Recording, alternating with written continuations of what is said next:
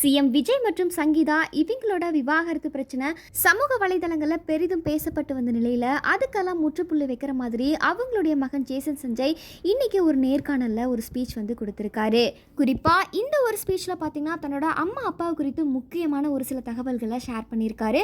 அதாவது நான் சினிமாவில் இயக்குனராக அறிமுகமாகிறதுக்கு என்னோட பெற்றோர்கள் ரொம்ப முக்கிய காரணமாக இருந்திருக்காங்க.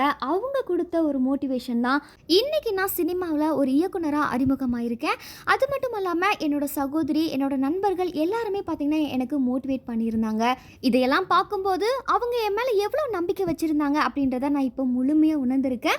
முக்கியமாக என்னோட ஃபேமிலி எனக்கு ரொம்பவுமே சப்போர்ட் பண்ணியிருக்காங்க அப்படின்னு சொல்லிட்டு ஜேசன் சஞ்சய் அவர்கள் முதல் முறையாக நேர்காணலில் ஸ்பீச் கொடுத்துருக்காரு. அது மட்டும் இல்லாமல் நான் திரையுலக குடும்பத்தில் பிறந்ததுனால சின்ன வயசுலேருந்தே படப்பிடிப்பு தலங்களுக்கு செல்வது எனக்கு வழக்கமாகவே இருந்துச்சு. அந்த விஷயங்களுமே பார்த்தீங்கன்னா எனக்கு ரொம்ப பிடிக்கும். முக்கியமாக எனக்கு படம் பார்க்குறது ரொம்பவுமே பிடிக்கும். அதுலேயும் படம் பார்க்கறது நான் ஒரு பொழுதுபோக்காகவே வச்சுருந்தேன் அப்படின்னு சொல்லிட்டு ஜேசன் சஞ்சய் ரொம்ப ஓப்பனாகவே பேசியிருக்காங்க. ஜேசன் சஞ்சய் கொடுத்த இந்த ஒரு ஸ்பீச் பார்த்தீங்கன்னா தளபதி விஜய் மற்றும் சங்கீதா இவங்களோட விவாகரத்து பிரச்சனைக்கு பெரும் முற்றுப்புள்ளியவே வச்சிருக்குதுன்னு சொல்லலாம்.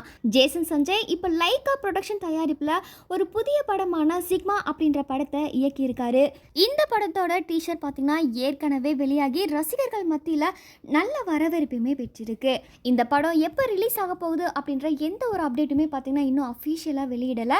இதை தொடர்ந்து ஜேசன் சஞ்சய் முதல் முறையாக தன்னோட அம்மா மற்றும் அப்பாவை குறித்து பேசின இந்த ஒரு விஷயத்து குறித்து நீங்கள் என்ன நினைக்கிறீங்க அப்படின்றத மறக்காமல் கமெண்ட் செக்ஷனில் பதிவு பண்ணுங்கள்.